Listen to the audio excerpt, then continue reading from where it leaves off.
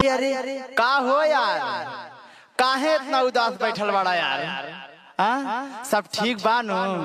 अरे ना भाई, इतना टेंशन भइल बा कि हम का कही।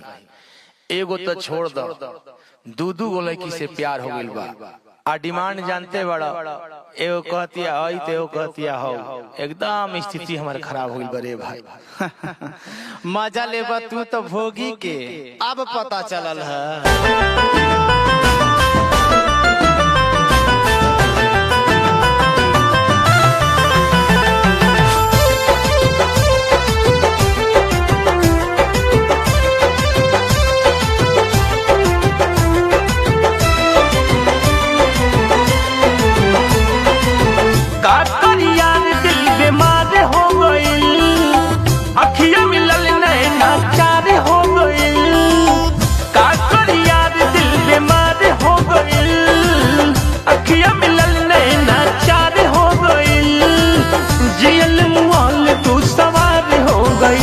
हमरा दू गो हमरा दू गो लड़की से प्यार हो गई। हमरा दू गो लड़की से प्यार हो गई।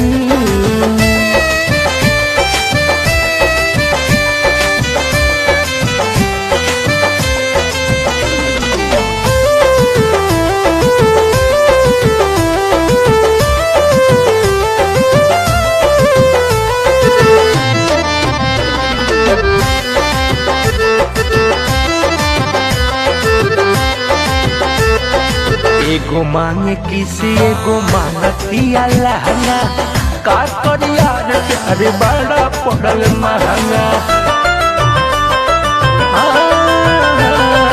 एगो मांगे किसी एगो मांगतिया लहंगा, का करिया प्यार बड़ा पड़ल महंगा।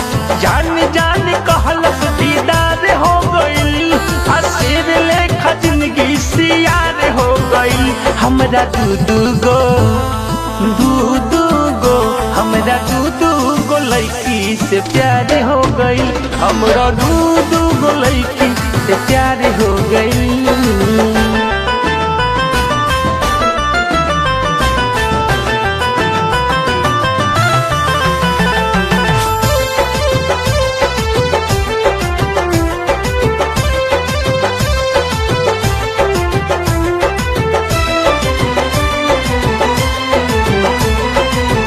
कैसे चलाई यार दू गो गाड़ी, एगो प्राइवेट है एगो सरकारी।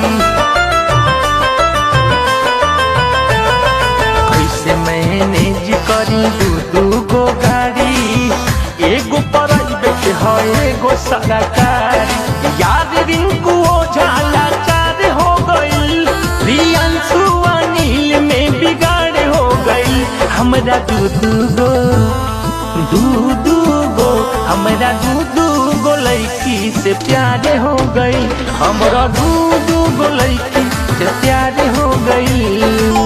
का करी यार दिल बीमार हो गई, अखियां मिलल नैना चार हो गई। जियल मुआल तू सवार हो गई। हमरा दू गो हमरा दू गो लड़की से प्यार हो गई। हमरा दू गो लड़की से प्यार हो गई।